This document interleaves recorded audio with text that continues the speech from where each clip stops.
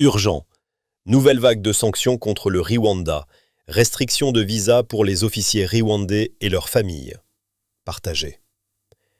Les États-Unis viennent d'annoncer une politique de restriction de visa visant certains hauts responsables rwandais ainsi que certains membres de leurs familles. Cette mesure intervient dans un contexte de tension lié au soutien présumé au M23 et aux accusations de violation des accords de Washington, ce qui, selon Washington, contribue à alimenter la violence et à fragiliser la stabilité de toute la région des Grands Lacs. Le potentiel économique de la région des Grands Lacs ne sera réalisé que si le Rwanda obéit aux accords et au retour à la paix. Les autorités américaines affirment que le potentiel économique immense de la région des Grands Lacs ne pourra se réaliser que si la paix durable est respectée et si les engagements internationaux sont appliqués. Selon cette politique, toute personne considérée comme responsable, complice ou impliquée, directement ou indirectement, dans des actions qui compromettent la paix durable dans la région, pourra faire face à des conséquences, notamment des restrictions d'entrée aux États-Unis. Cette décision s'appuie sur la section 212A3C de la loi américaine sur l'immigration et la nationalité qui autorise le secrétaire d'État à déclarer inadmissible toute personne dont l'entrée aux États-Unis pourrait avoir des conséquences négatives sur la politique étrangère américaine. Dans certains cas, des membres de la famille des personnes visées peuvent également être concernés par ces restrictions de visa. Les M23/RDF quittent plusieurs villages à Massissi.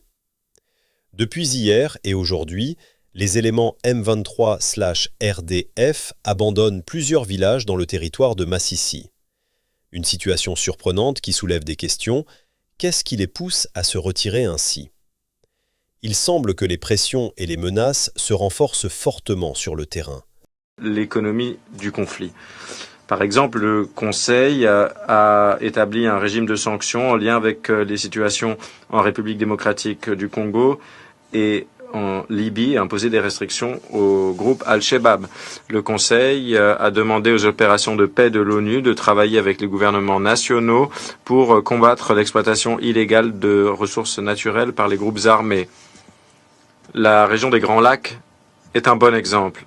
Dans l'est de la République démocratique du Congo, le contrôle de zones riches en minéraux est un facteur majeur de violence et a une influence sur les dynamiques politiques régionales. Depuis le début de la crise actuelle dans la zone, la coalition AFC-M23 aurait gagné plus d'1 million de dollars par mois grâce à l'extraction illicite et à la contrebande. Les soldats de la paix dans le pays travaillent avec les autorités congolaises et les partenaires régionaux pour réduire l'influence des groupes armés dans les zones d'extraction et lutter contre les chaînes d'approvisionnement illicites en minéraux.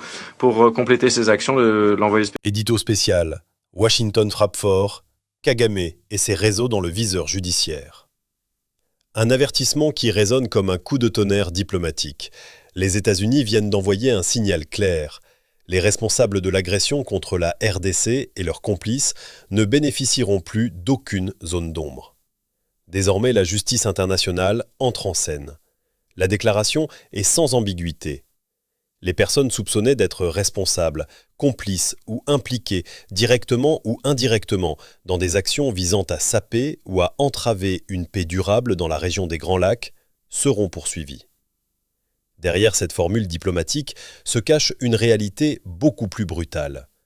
Les architectes de la déstabilisation dans l'est de la RDC sont désormais identifiés et ciblés. Depuis des années, Kinshasa accuse Kigali de soutenir militairement les rébellions opérant sur le sol congolais. Longtemps contestées, ces accusations ont progressivement été corroborées par des rapports internationaux et des enquêtes indépendantes. Aujourd'hui, Washington franchit une étape supplémentaire, la menace judiciaire. Ce tournant est stratégique.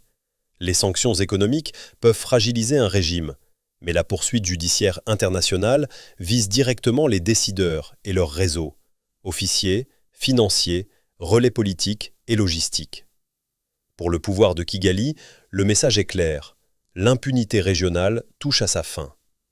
L'annonce américaine ouvre plusieurs scénarios lourds de conséquences. isolement diplomatique accru du Rwanda, risque de poursuite contre des responsables militaires et politiques. Pression internationale renforcée pour le retrait des forces et la fin du soutien aux groupes armés. Autrement dit, la bataille n'est plus seulement militaire dans les collines du Kivu, elle devient juridique et politique sur la scène internationale. Et cette nouvelle phase pourrait s'avérer redoutable. Car contrairement aux confrontations armées, les procédures judiciaires poursuivent leurs cibles sans frontières et sans délai politique. Pour Kinshasa, cette annonce constitue un levier majeur dans la défense de sa souveraineté. Pour Kigali, elle marque le début d'une période d'incertitude stratégique. Une chose est certaine, le dossier de l'agression contre la RDC vient de changer de dimension. Et comme diraient certains observateurs aujourd'hui, étonnés que certains le soient.